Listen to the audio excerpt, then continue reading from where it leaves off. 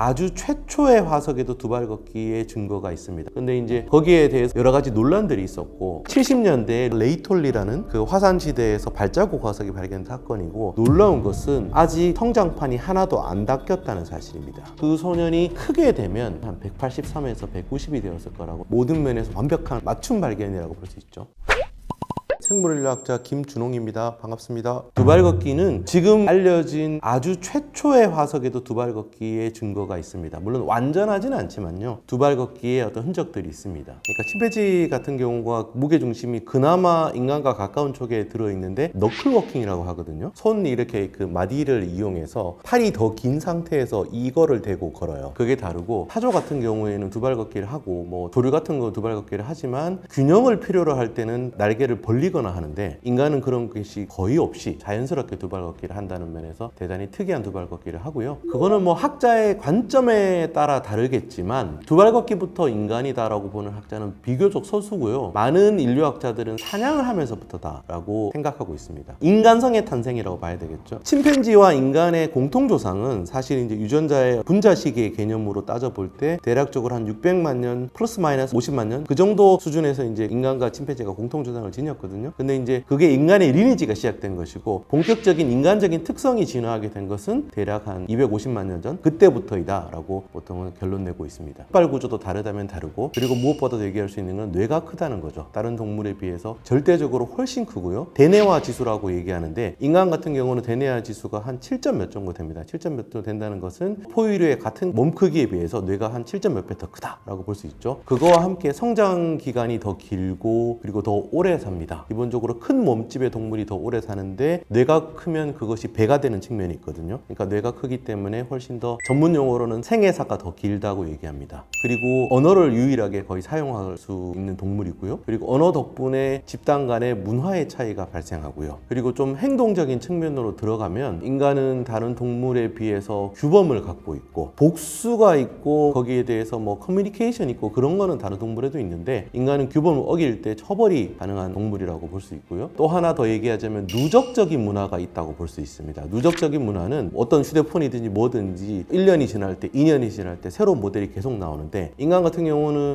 그러한 것들이 이제 계속 발전이 되죠. 이것이 이제 뉴턴의 언어로 말하자면 나는 거인의 어깨에 서 있다 라고 하는 것처럼 계속 뭔가 기술과 도구와 사고들이 계속 발전해 가는데 다른 동물에서는 그런 케이스는 없습니다. 물론 뭐 문화라고 할 수 있는 사회적 학습을 하는 동물들은 상당히 많지만 이와 같이 누적적인 문화를 갖고 있는 동물은 지구상에 인간밖에 없다라고 볼 수 있습니다. 상당히 많죠. 침팬지는 아무래도 약간 이렇게 몸이 기울어져 있기 때문에 뒤통수 쪽에 이제 그 척추가 들어가는 인간은 아래쪽에 들어가게 되죠. 그런 증거들은 사실 1920년대부터 있었어요. 근데 이제 거기에 대해서 이제 여러 가지 논란들이 있었고 그런데 이제 70년대에 레이톨리라는 그 화산지대에서 발자국 화석이 발견된 사건이고 화산이 크게 두 가지 방식으로 폭발하게 되거든요. 하나가 용암이 흐르는 방식이고 화산재가 월등히 많은 방식이 있습니다. 근데 당시에는 화산재가 월등히 많은 방식으로 화산이 폭발을 했고 그 화산재가 폭발하고 난 다음에 쌓이고 난 다음에 그 위에 마침 비가 내렸고 그러니까 식었으니까 사람이 다닐 수가 있었던 거죠. 그 위에 온갖 동물들이 지나갔는데 그 중에 세 사람의 화석이 화석화가 되었고 보폭과 이런 거로 추적해 봤을 때 한 명의 남성 어른과 두 명의 청소년 혹은 한 명의 남성 어른과 두 명의 여성이 그 자리를 지나갔던 것으로 보입니다. 두발 걷기와 네발 걷기가 크게 다른 것 중에 하나가 두발 걷기는 한 발이 축이 되고 다른 한 발이 진자 운동을 한다고 볼 수 있거든요. 그러니까 그거를 이제 슬로우 비디오로 이렇게 분석을 해보면 전체 걷는 시간 중에 78% 정도가 한 발만 땅에 있는 상황이에요. 그러니까 상당히 네발 걷기에 비해서는 불안정하죠. 근데 이제 그렇게 되는 순간 한 발자국이 땅에 닿을 때 뒤꿈치가 먼저 닿고 아치를 통해서 힘을 전달한 다음에 마지막으로 그 엄지발가락으로 밀어냅니다. 그래서 이걸 힐 스트라이크와 푸시오프라고 하는데 그러한 메커니즘들이 레이톨리 두발 걷기 화석에 그대로 남아 있는 것이죠. 나무에 있을 때는 아무래도 엄지발가락으로 집어야 되니까 그렇기 때문에 이제 엄지발가락이 우리의 손처럼 물론 우리의 손과 조금 다르긴 한데 이제 집을 수 있는 역할을 할 수 있는데 우리의 엄지발가락은 집는다기보다는 푸시오프 마지막으로 발을 땅에서 밀어내는 역할을 하게 되는 것이죠. 이런 것들이 다 발견이 되고 메커니즘적으로 분석이 되면서 그때부터는 이제 두발 걷기가 인류의 머리가 커진 것보다 훨씬 먼저 나타난 사건이다 사람이다라는 것이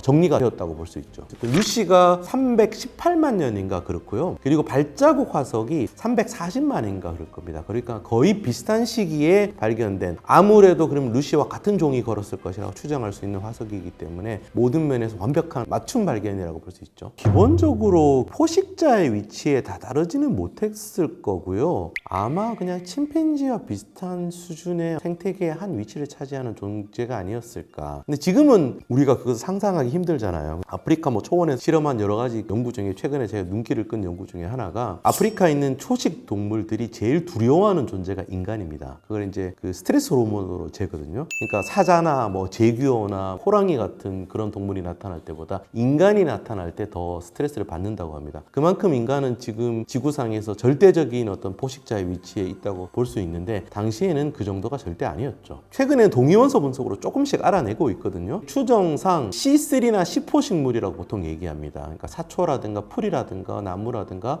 혹은 언더그라운드 스토리지 오르간이라고 하는 땅 속에 있는 뿌리 식물 같은 것을 주로 먹고 살았던 겁니다. 또 다른 추정을 해보면 침팬지 같은 동물들이 사냥을 하긴 해요. 근데 사냥을 하긴 하는데 전체 먹이 중에 고기가 차지하는 비율이 한 1% 남짓이거든요. 근데 아마도 오스트랄로피테쿠스도 침팬지 수준으로 그 정도의 사냥을 하지 않았을까라고 추정해 볼 수 있습니다. 사회 구조도 성선택의 어떤 이론에 따르면 남성과 여성이 얼마나, 암컷과 수컷의 몸집 차이가 얼마나 나냐라는 것을 성적 이형성, 섹슈얼 다이몰피즘이라고 얘기합니다. 성적 이형성이 크다는 것은 성선택의 어떤 이론으로 설명했을 때 매일매일 컴피티션, 수컷 경쟁이 강하다는 것을 의미하거든요. 그러니까 당시에 오스트랄로피테쿠스의 성적 이형성은 오히려 침팬지보다 더 큽니다. 살짝 더 커요. 그러니까 추정을 해보자면 침팬지에서 아주 벗어나지는 못했을 것이고, 침팬지처럼 다수 수컷 다수 암컷 사회로 살아가지 않았을까. 그러니까 침팬지가 다수 수컷 다수 암컷으로 살면서 실제로 혼교를 하면서 살아가거든요. 마찬가지로 오스트랄로피테쿠스는 그러지 않았을까라고 추정합니다. 옛날에는 오스트랄로피테쿠스가 석기를 못 만들었다고 생각했어요. 왜냐하면 몇 가지 근거가 있는데, 우선 오스트랄로피테쿠스는 나중에 후손으로 이어지는 계통에서도 머리가 커지지 않았고, 그러니까 두개골의 크기와 석기에 만드는 것은 같이 진행되었다라고 당시에 학자들은 생각을 했었고, 그리고 이제 침팬지 같은 경우는 파워 그립이라고 해서 이렇게 집니다. 이렇게 물건을 쥐는데, 인간 같은 경우는 연필 쥐는 자세, 프리시즌 그립이라고 그러죠. 그러니까 엄지손가락이 좀 더 위로 올라가 있고, 그러니까 침팬지 같은 경우는 손가락으로 이렇게 마주보는 손가락은 할 수 있는데, 인간처럼 이렇게 마주치는 손가락, 이게 안 됩니다. 이게 안 되는데, 인간은 그러니까 이러한 것이 되면 프리시즌 그립이 되는 거죠. 연필 쥐는 자세가 되는 건데, 그러한 그 형질들이 대략 한 250만 년 전부터 이제 확실하게 발견이 되기 때문에 그것이 어떤 석기를 만드는데 필수적이다라고 생각을 했었어요. 근데 이제 2000년대 후반 정도에 이제 그 340만 년 된 뼈에서 석기로 골수를 빼먹었다는 증거가 나오고, 그리고 2010년대 후반 때 330만 년 된 석기가 나옵니다. 그러니까 오스트랄로피테쿠스 후반에는 아주 간단한 석기는 만들지 않았을까, 그리고 아주 간단한 석기로 침팬지보다는 조금 넘어서는 사냥을 하지 않았을까,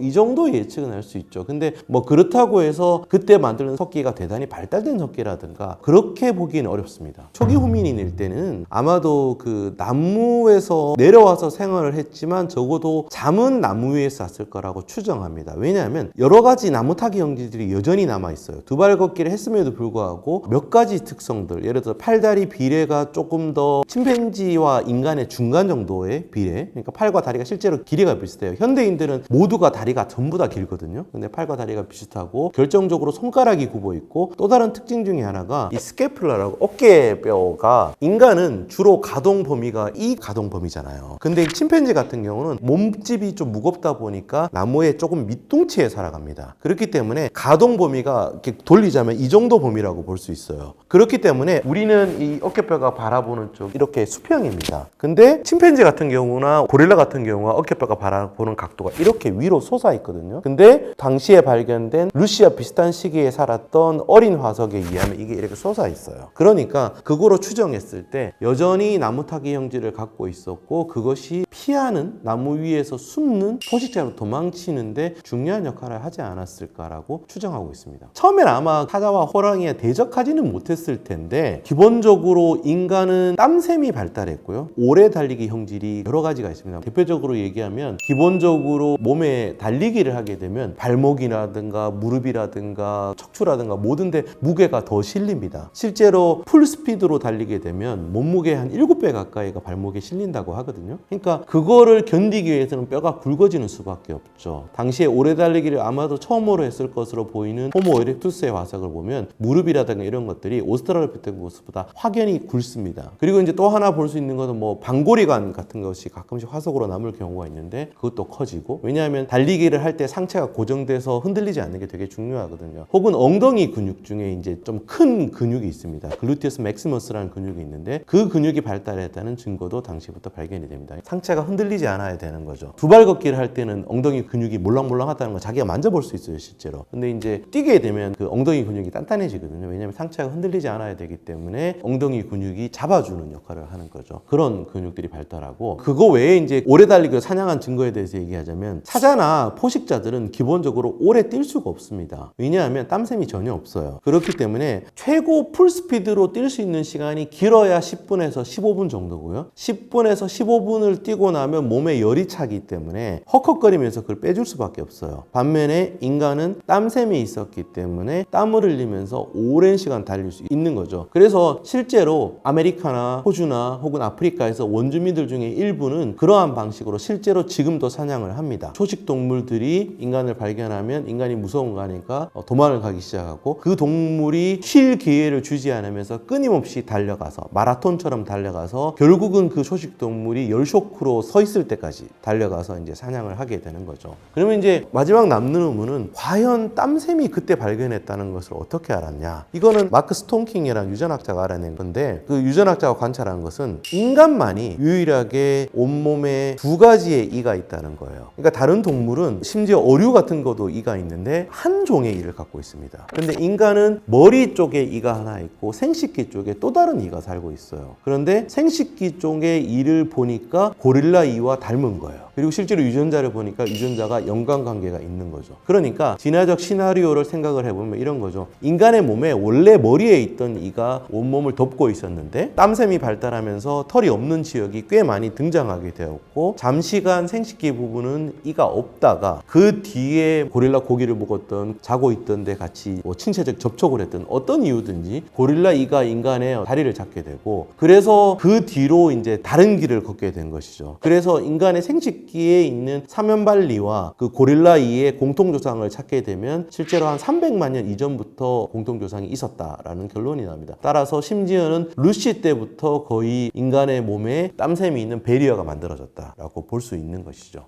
맞습니다. 침팬지든 인간이든 동물의 근육이란 게 크게 2가지 그 근육이 있거든요. 하나는 힘을 위한 근육이 있고 다른 하나는 정확성을 위한 근육이 있습니다. 근데 인간의 근육 구성을 살펴보면 힘을 위한 근육보다는 정확성을 위한 근육이 더 많아요. 그리고 이것을 던지기 위해서 우리는 관절을 이용하는 거죠. 그래서 침팬지가 뭐를 던질 때 파워는 사실 인간보다 훨씬 더 셉니다. 그러니까 인간이 뭐 아무리 운동으로 단련된 레슬링 선수라든가 복싱 선수가 보통의 침팬지와 붙어서 이길 수가 없거든요. 그런데 침팬지는 그 힘을 세밀하게 제어하지 못합니다. 따라서 그 관절을 이용해서 정확하게, 예를 들자면 인간의 투수처럼 정확한 지점에 꽂아서 던질 수 있는 능력이 없는 거죠. 아마도 유일한 능력은 사냥을 하면서부터 발달하게 된 것이 아닌가라고 추정합니다. 근데 아마 투척 능력은 땀샘보다 훨씬 이후에 나왔을 거라고 추정합니다. 초기에 250만 년 전, 200만 년 전 이럴 때 사냥은 아마도 석기를 쓴다기보다는, 물론 나무의 증거가 안 남으니까 확신할 수는 없지만 뾰족한 돌, 맞으면 크게 상처가 날 돌을 들고 뛰지 않았을까 그냥 라고 추정을 볼 수 있고요. 동물을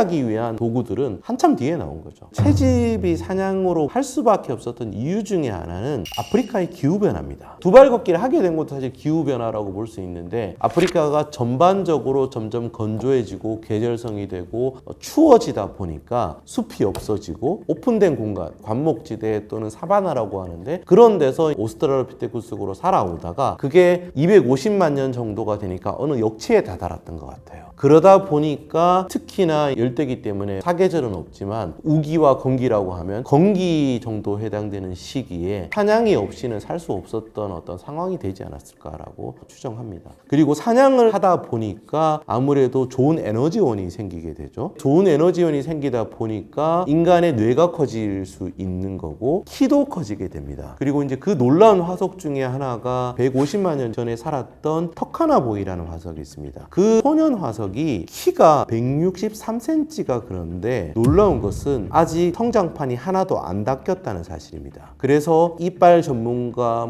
여러 가지 생애사 전문가들이 추정을 해보면 그 소년의 나이는 레인지가 있지만 한 8세에서 한 11세 정도로 추정이 되고요. 그리고 나서 그 소년이 크게 되면 성인이 되었을 때 키는 한 183에서 190이 되었을 거라고 추정하고 있습니다. 그러니까 당시의 기준으로도 상당히 큰 키긴 하지만 이것은 당시의 어떤 오스트랄로피테쿠스의 신체 화석과 비교해서는 상당한 서프라이즈죠. 엄청나게 큰 키를 갖고 있었고, 그리고 또 하나의 특징 중에 하나가 인간은 확실하진 않지만 그때부터 불을 사용했던 것 같아요. 이거는 이론적으로는 그런데 불 자체가 화석화가 잘 되지 않습니다. 산불 같은 게 예를 들어서 몇만 년 지난다고 그 흔적이 남지 않잖아요. 그러면 이제 그보다 조금 더 나아간 것이 모닥불을 피운다고 합시다. 그럼 모닥불을 한 군데서 몇 달 동안 피웠다고 해서 충분한 층으로 타야지만 그게 증거가 남거든요. 그러니까 아무리 몇 달 동안 한 군데서 모닥불을 피웠다고 해도 흙이 요만큼 타고 남습니다. 그게 만약에 이제 날아가 버리거나 이러면 이제 화석화가 되지 않는 거죠. 확실한 증거는 동물을 실제로 요리해서 먹었다든가, 요리한 뼈가 있다든가, 혹은 부싯돌이 있다든가, 혹은 화덕이 있다든가 이래야 되는데, 그러한 증거는 되게 넓게 볼 때는 좀 긍정적으로 해서 150만이고 더 확실한 증거를 찾자면 한 100만 년 전 정도부터 드문드문 나오다가 확실한 화덕 증거는 사실 30만 년 돼야 나와요. 그렇기 때문에 확신할 수는 없지만 어쨌거나 불을 이용한다고 치면 기본적으로 흡수할 수 있는 칼로리가 훨씬 높아집니다. 흡수할 수 있는 칼로리가 높아지면 어떤 일이 벌어지냐, 쉽게 흡수할 수 있는 칼로리가 높아지기 때문에 인간의 장세포가, 장 크기가 작아질 수 있다는 거죠. 그러면 이게 트레이드 오프예요, 실제로. 그러니까 어떤 동물이든 제일 비싼 세포가 뇌세포고 그 다음에 세포가 장세포입니다. 근데 초식 동물들은 기본적으로 장이 클 수밖에 없어요. 오스트랄로피테쿠스도 넓은 의미에서 초식 동물이라고 할 수 있고요. 그러면 초식 동물의 입장에서는 식물의 방어막을 뚫어야 됩니다. 식물의 입장에서는 먹히는 걸 좋아하지 않아요. 그러니까 예를 들어서 소화 방해 물질이라든가 맛을 없게 만든다든가 이런 물질을 기본적으로 함유하고 있습니다. 그러면 그거를 뚫어서 소화를 해야 되기 때문에 장이 클 수밖에 없는 거죠. 그러니까 일종의 런어웨이 셀렉션으로 장이 커졌다고 볼 수 있습니다. 근데 인간 같은 경우는 고기를 먹으면서부터, 특히나 불을 사용하면서부터 장이 적어질 수 있었고, 거기서 아낀 에너지를 뇌에 투자할 수 있었다고 볼 수 있습니다.